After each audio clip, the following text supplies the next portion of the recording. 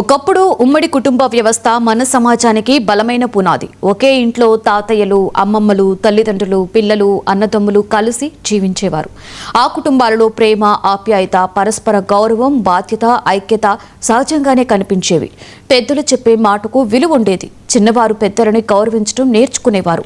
కష్ట సుఖాలలో అందరూ ఒకరినొకరు అండగా ఉండేవారు.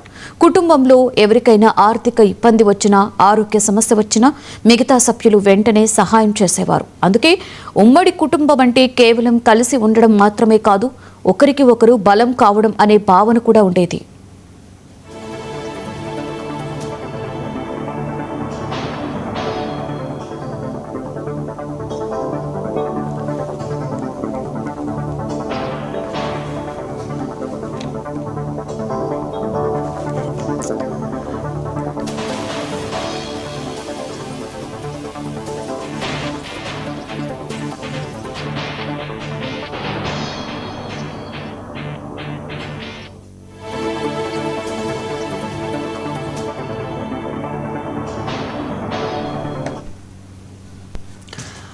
కాలం మారుతున్న కొద్దీ సమాజంలో కూడా ఎన్నో మార్పులు వచ్చాయి. ఉన్నత విద్య కోసం, ఉద్యోగాల కోసం యువత తమ స్వగ్రామాలను విడిచి పట్టణాలకు, ఇతర రాష్ట్రాలకు, విదేశాలకు వెళ్లవలసి వస్తుంది.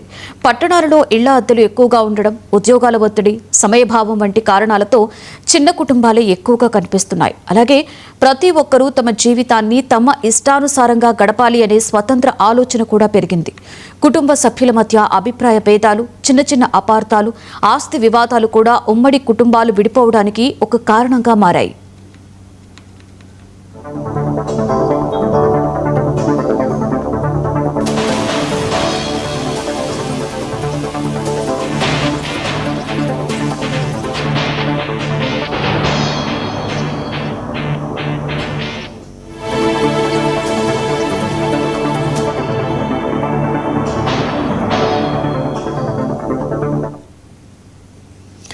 ఈ పరిస్థితుల్లో మళ్లీ ఉమ్మడి కుటుంబ వ్యవస్థ రావాలని చాలా మంది కోరుకుంటున్నారు. ముఖ్యంగా పెద్దలు, పిల్లల పెంపకం, కుటుంబ విలువల పరిరక్షణ కోసం ఉమ్మడి కుటుంబాలు అవసరమని భావిస్తున్నారు. పిల్లలకు తాతయ్యలు, అమ్మమ్మలతో పెరిగే అవకాశం లభిస్తోంది. పెద్దలకి ఒంటరితనం తగ్గుతుంది. ఉద్యోగాలకు వెళ్లే తల్లిదండ్రులకి కూడా కుటుంబ సభ్యుల సహకారం ఉంటుంది.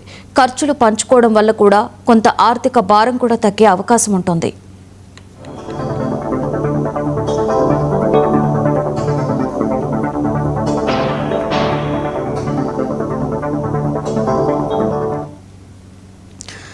ఆంధ్రప్రదేశ్ ముఖ్యమంత్రి చంద్రబాబు నాయుడు ఆకాంక్షించినట్లుగా మళ్లీ ఉమ్మడి కుటుంబాలు పెరిగితే అది సమాజానికి సానుకూల పరిణామమే అవుతుంది. కుటుంబ బంధాలు మరింత బలపడతాయి. విలువలు, సంస్కృతి, పరస్పర సహకారం వంటి మంచి లక్షణాలు మరొకసారి బలపడే అవకాశం ఉంటుంది.